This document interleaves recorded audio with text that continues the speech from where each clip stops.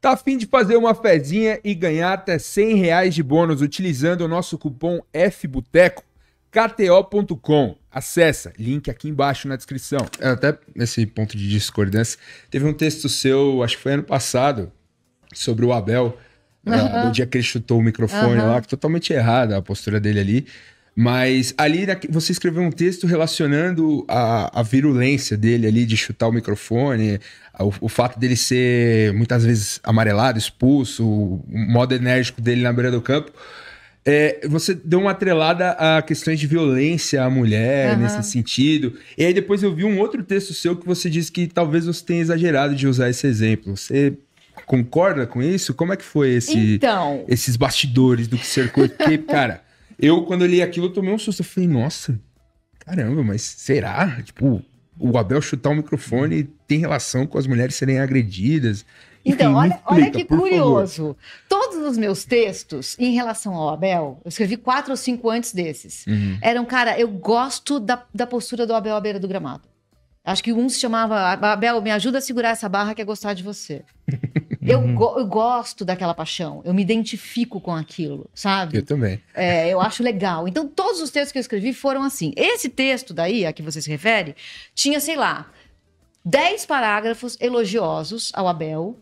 E no último, penúltimo, eu fazia uma ponderação. Eu falava, olha, gente, eu acho que talvez exista aqui um limite que você, um cara como o Abel, que é tão idolatrado, adolescente com o livro dele na mão, ele é ídolo acima de qualquer outro jogador ali. Sim.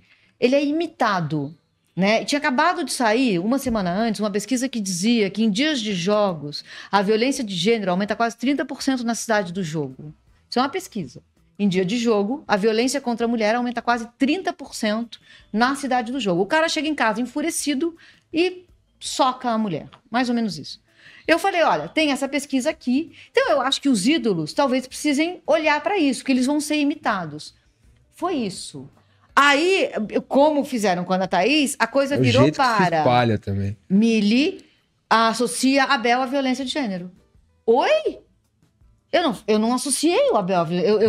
É só pegar, eu só elogio o Abel. Eu adoro o Abel destemperado à beira do gramado. Acho que a gente tem um limite na hora que ele dá uma bica no microfone. Talvez. Pô, e teve um cara do Atlético Mineiro também, né? O Rodrigo Caetano. Não, o Abel tirou o celular de alguém. Tirou o celular do jornalista no Mineirão. Acho que aí a gente cruza uma fronteira. Mas o Abel pistola à beira do gramado, eu acho essa uma história maravilhosa. Maravilhosa. Tem 5 ou 6 textos que antes desse daí, que eu elogio. Isso era um parágrafo no final, que eu tava só falando, gente, saiu essa pesquisa.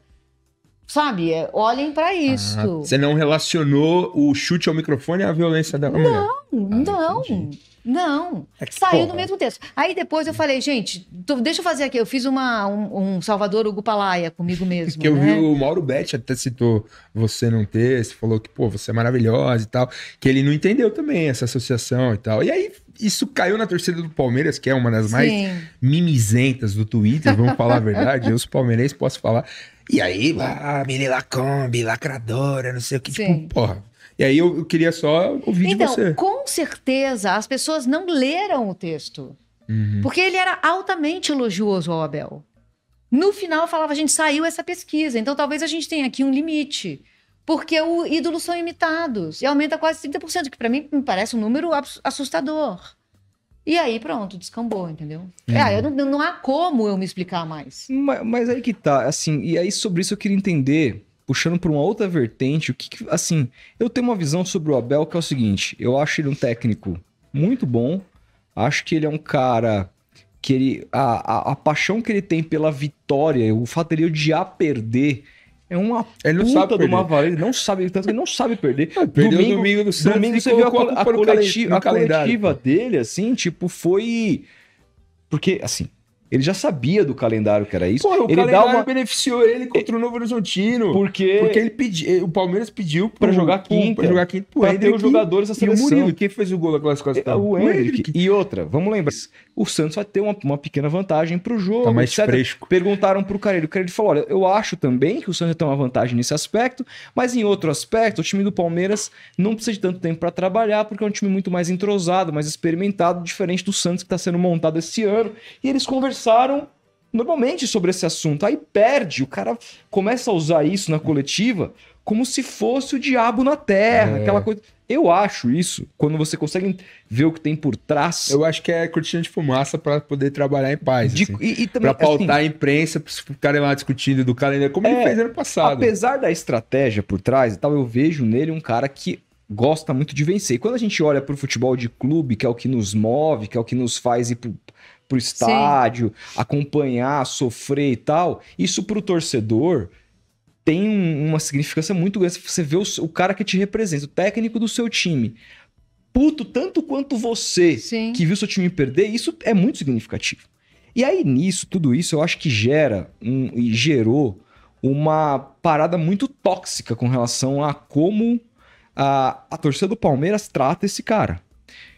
E eu entendo idolatria, entendo nesse tipo de... Entendo o terreno no futebol como que ele é. Isso Mas- aconteceria em qualquer clube. Mas assim, o Abel hoje, se você falar um A dele, você vai apanhar. Ah, eu acho Então, isso Você tóxico, vai né? apanhar. E aí a gente entra num vespeiro muito complicado.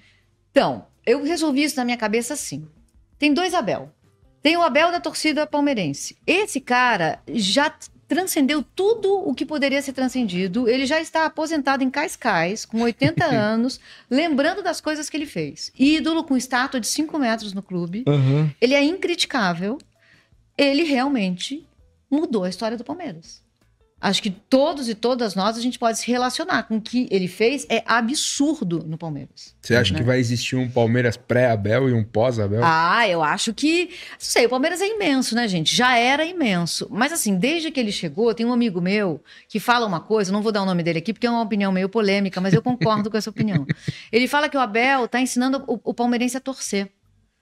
Ele é, Eu acho também. ele é muito palmeirense, O esse meu palmeirense amigo. hoje tá muito mais tolerante a... Por mais que isso que o Rodolfo falou, eu veja também, e eu critico muito, dessa seita do Abel. É uma Parece seita. que ele não pode ser É uma criticado. Eu, ano passado, meti o pau nele por ele ter deixado o Endrick 3 tempos no banco contra o Boca. Ele errou, ele erra. Como ele errou esse domingo, como ele vem errando em manter esse esquema que não tá dando certo. Enfim, ponto. Ele pode ser criticado, tem que ser criticado.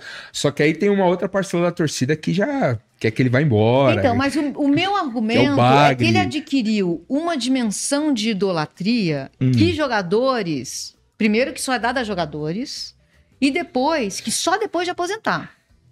Só depois que acabou, entendeu? Saiu agora sim, esse Zico, Sócrates. Uhum. O Abel já chegou lá. Por isso que eu coloquei ele aposentado em Cascais, para parte da torcida. Porque, gente, se você olhar o que ele fez factualmente, é absurdo. Ele pegou um time que não era um time. Ele Do fez luxo. jogadores de seleção que nunca seriam selecionáveis. Ele está fazendo, né? Não é que fez, ele está fazendo, né?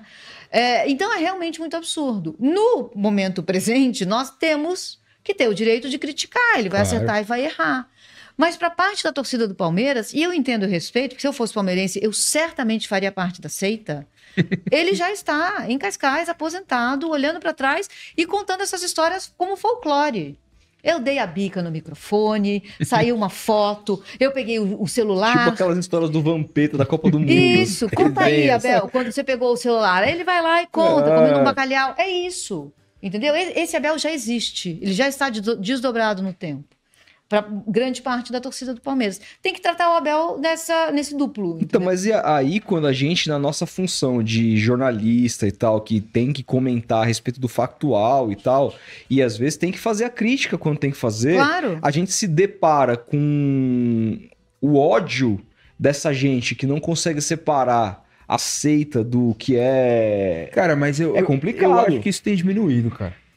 É que assim, a bolha que eu vejo é a bolha dos arredores do Allianz que eu frequento nos dias de jogos e na resenha ali antes de jogo com os meus amigos, meu pai, e o Twitter, que é muito tóxico também. E a bolha do Twitter domingo, por exemplo, pós-derrota, era de comentário de tipo, mano, fora Abel, já deu, esse cara é o par da Abel, insiste com o Marcos Rocha, tipo, uma Mas crítica muito forte, e eu me incomodei até de olhar e falar, caramba, gente, O Abel virou o Paulo Bonamigo agora. Mas, por exemplo, eu acho que os palmeirenses se dão o direito deles mesmos criticarem o Abel, mas não acham aceitável exatamente. que alguém de fora É critique isso, porque pô. ele é ídolo, transcendeu. Exato. Mas, por exemplo, se alguém critica o Diniz, eu fico muito triste. É mesmo? Muito triste. Nossa, eu sou da então seita. acho que fudeu. Terminamos Eu aí. quase vim com a camisa do Fluminense, a do Cartola. Ah,